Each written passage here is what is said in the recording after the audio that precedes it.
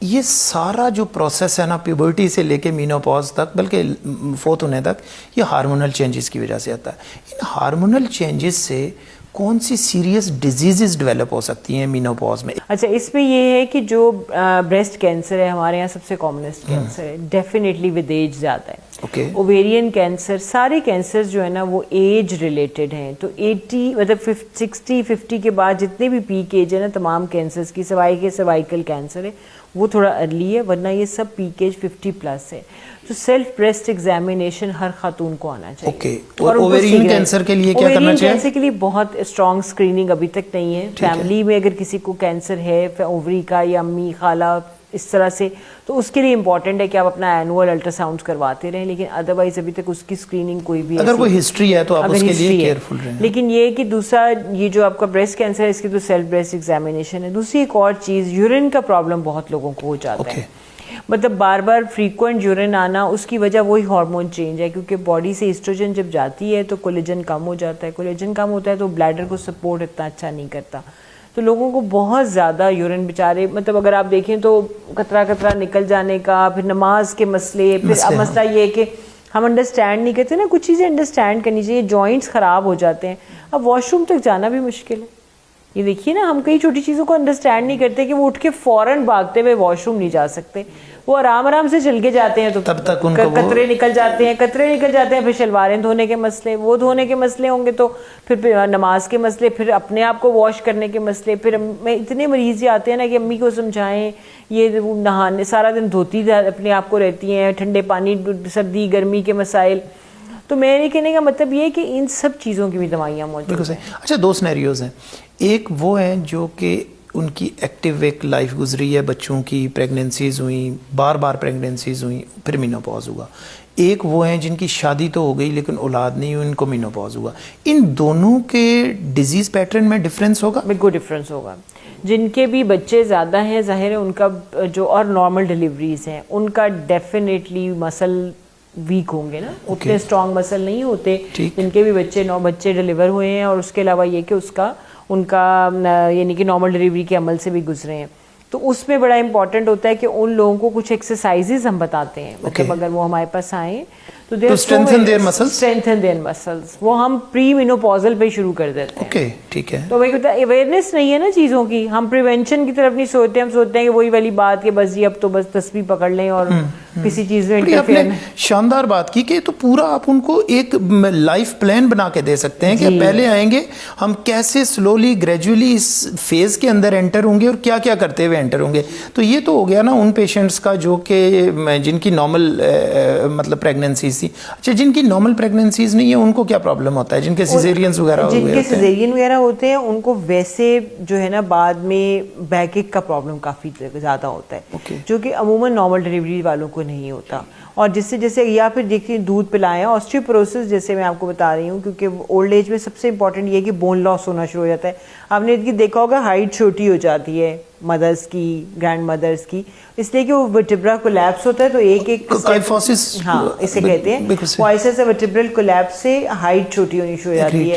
اب روٹین میں تو یہ چیز ایڈجسٹ ہو جاتی ہے, لیکن اس سے ان کا گیٹ خراب ہوتا ہے, ان کا بیلنس خراب ہوتا ہے. پھر ہمارے یہاں اسٹک لے کے خواتین نہیں چلتی, وہ فیل کرتی ہیں کہ اور لگتا ہے, لیکن کئی دفعہ وہ اسٹک نہ لینے سے کمر پہ اور پریشر پڑنا شروع ہو جاتا ہے. بالکل صحیح. تو بہت ہی بڑی امپورٹنٹ بات ہے کمر کی چیز کے لیے کہ اپنا ویٹ مینیج کریں. میں بہت دفعہ لوگوں کو کہتی ہوں کہ ہم اصل میں وزن بیٹھ کے ہوتا یہ کہ امی کا خیال رکھنے کا لوگوں کے خیال میں ایک ہی طریقہ ہے کہ ان کو کھانا اور کھلائیں. چلیں امی جی اب آپ کو کوئی کام نہیں کرنا, آپ بیٹھ کے بس روٹی کھائیں, یہ سالن کھائیں, یہ پرانی چیز پکی ہے, یہ وہ. اب جو بیٹھا ہوا ہے اور واک بھی کرنے نہیں چاہ رہا, کوئی ایکسرسائز بھی نہیں کر رہا, آپ بیسیکلی انفورس کر رہے ہیں ڈیزیزز ان کے اوپر, کیونکہ ظاہر ہے انہوں نے ایک لائف گزاری. اچھا, یہ ایک چیز آپ ایگری کریں گی ڈاکٹر صاحبہ, یہاں پہ ایک پاپ اپ ہوتی ہے چیز, ہم اپنے لیے نہیں جیتے, اس کا مطلب ہے میں نے چھڑی نہیں پکڑنی, لوگ کیا کہیں گے.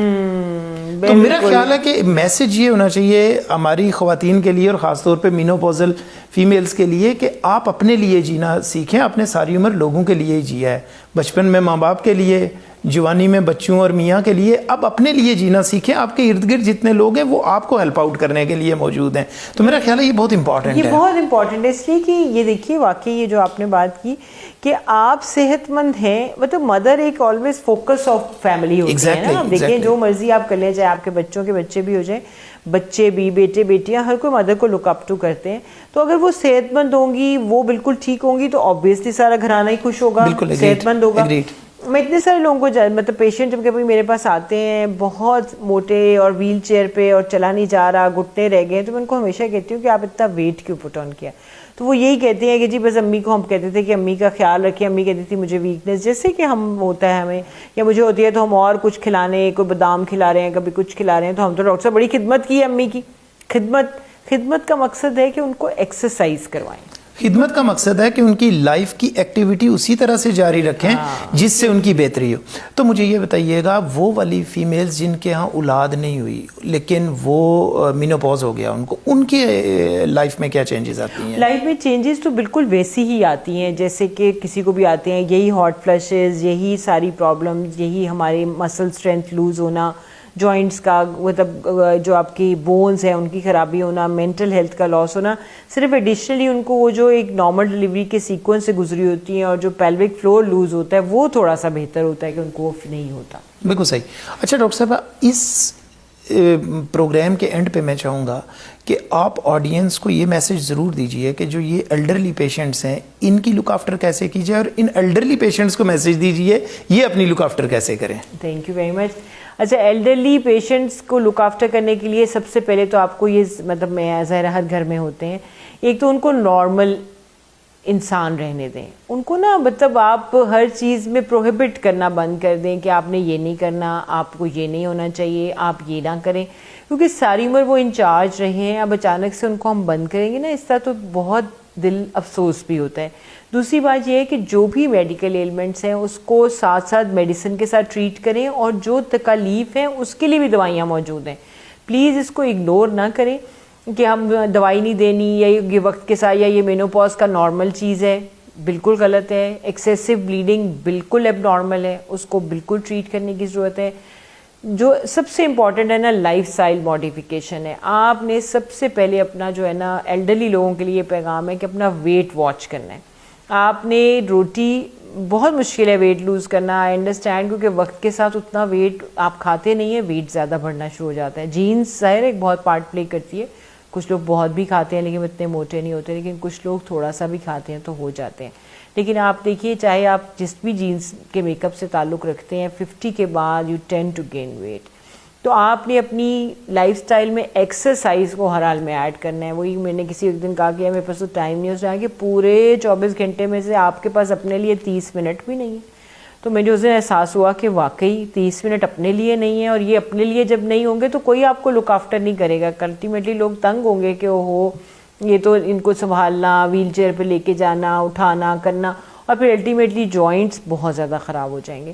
تو لائف سٹائل ماڈیفیکیشن سب سے امپورٹنٹ سٹیپ ہے آپ کا مینوپاز کی سکسیزفل لائف گزارنے کے لیے, اور جس میں کم خوراک کے علاوہ ہیلدی خوراک کھانا. دودھ ضرور پیجیے, میں ہمیشہ کہتی ہوں it's a very very important diet. اس کو ہم اگنور کرتے ہیں, ہم نہیں پیتے. We should. کیلشیم کا سپلیمنٹ یا دودھ کا ایک glass is such an important ingredient menopause کے بعد. اور دوسری بات یہ ہے کہ پازیٹیو سوچیے. اٹس ڈیفیکلٹ, بہت ساری مینوپازل چینجز مجبور کرتی ہیں ہم لوگوں کو نیگیٹو سوچنے پہ, لیکن پازیٹیو سوچنے کے لیے بہت ساری آپشنز لوگوں کے پاس ہیں. سوشل میڈیا ہے, فرینڈ سپورٹ گروپ ہے, اب تو گروپ پازیٹیوٹی کے کئی سوشل میڈیا گروپس بنے ہوئے ہیں. تو لونلی نیس کو ختم کرنا, دوستوں میں اٹھنا بیٹھنا, لوگوں سے ملنا اور پازیٹیو رہنا, یہ ساری چیزیں آپ کو ایک ہیلپ کریں گی ایک سکسیزفل مینوپازل لائف.